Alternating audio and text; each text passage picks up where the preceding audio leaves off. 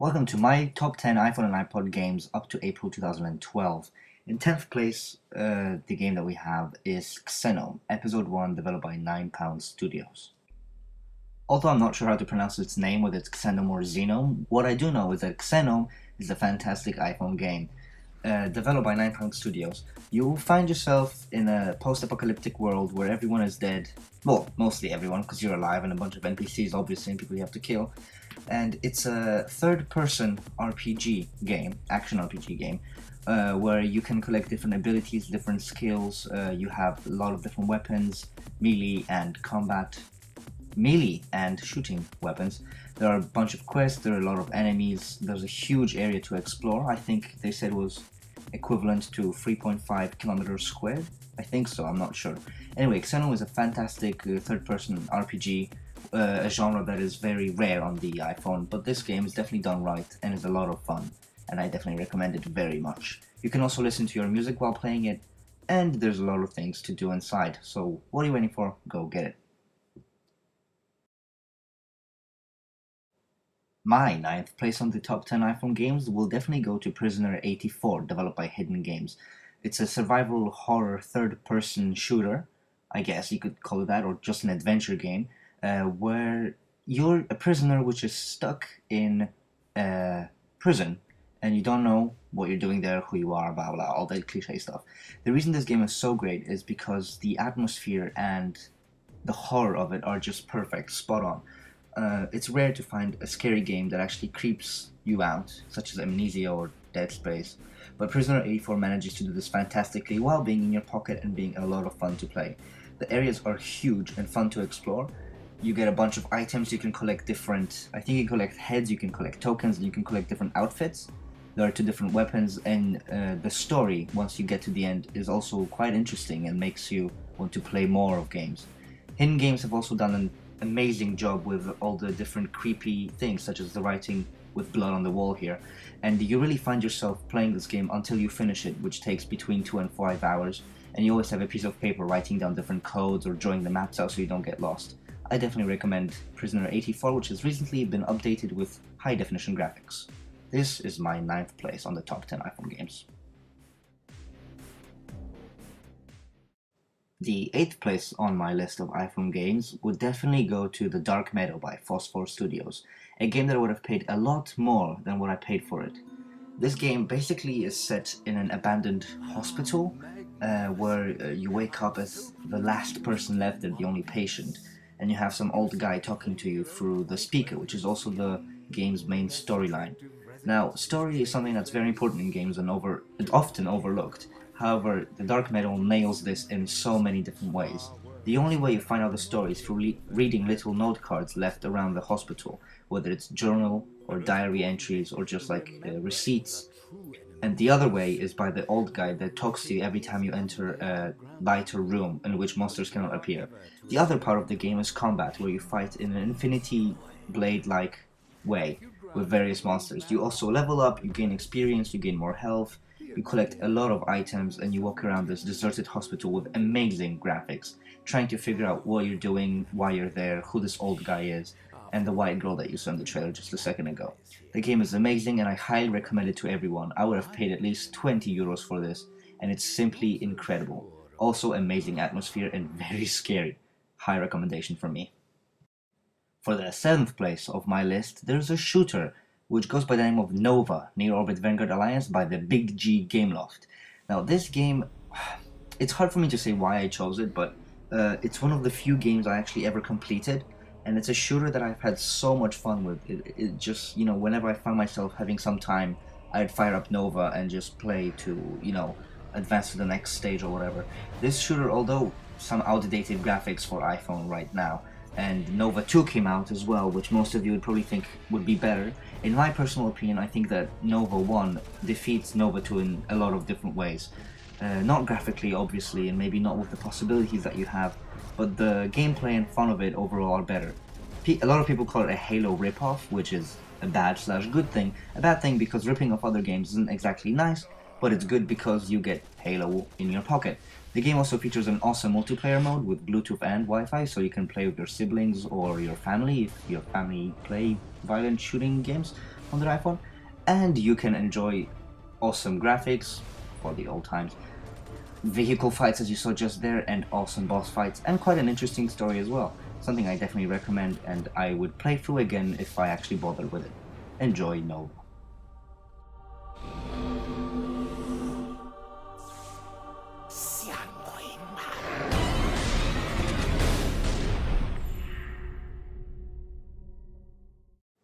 And in 6th place, it's time for something completely different. A game called Game Dev Story by KairoSoft. This is a simulator of you running your own game company. You can develop games, do contracts for other companies, and basically try to make it to the top of this simulation. Now this game, although it's very simple, well, it looks simple, the pixel graphics are absolutely amazing and awesome and just make you want to play the crap out of it. It's also really addicting. I think that I spent over 50 hours of my life on it, and I probably would have spent more if I didn't upgrade my iOS system. In this game, you hire a staff of a bunch of people as you move from office to office as your game company expands. You have a bunch of different attributes that you need to level up for every game, such as graphics, sound, fun, and forgot the other one, but it's there. So basically, yeah, you hire different staff to achieve those goals and to get a higher score in these different attributes. And the higher they are, the more units the game will sell. The more units the game sells, the more money you earn. The more money you earn, the better your games can be. It's a vicious cycle, and it makes you want to play all the freaking time.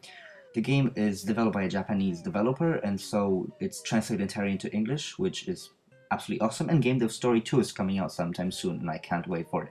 Definitely get it right now, and be prepared to spend a lot of time in it, as this game seriously kicks ass. High recommendation from me.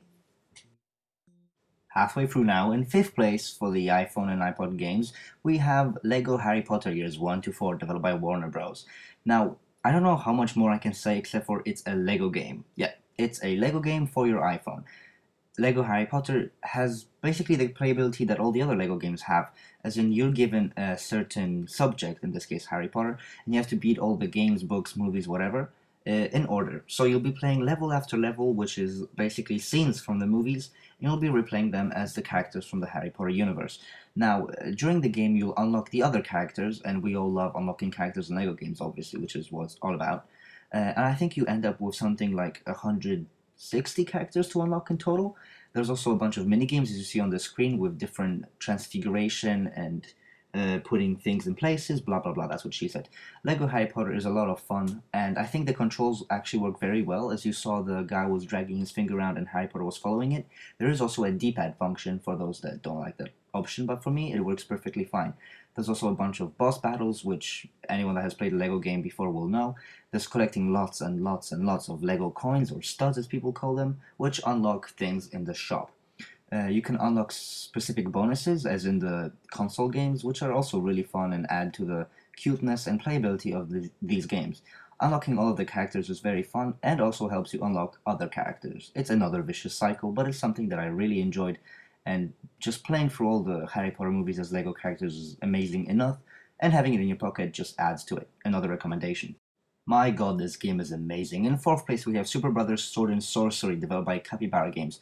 I'm not going to talk about it, just listen to the trailer and get this game. It's an amazing experience and something that I'll play through over and over again. Insane. Ladies and gentlemen, we've heard your cries, and we apologize for the delay. Our research team here at Superbrothers has been preparing our latest psychosocial audiovisual experiment, a meandering mytho-poetic adventure known as Superbrothers Sword and Sworcery EP. We have also been slowly preparing you for its imminent arrival.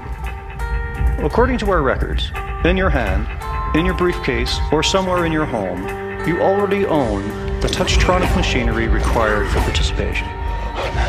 Have you ever asked yourself why you purchased this machine? There are several reasons that you may be consciously aware of. Email, internet, calling people on the telephone, internet, dictation, distraction. But your subconscious knows the truth. You are now among the initiated. We will meet again at the appointed time, when both day and night are in balance.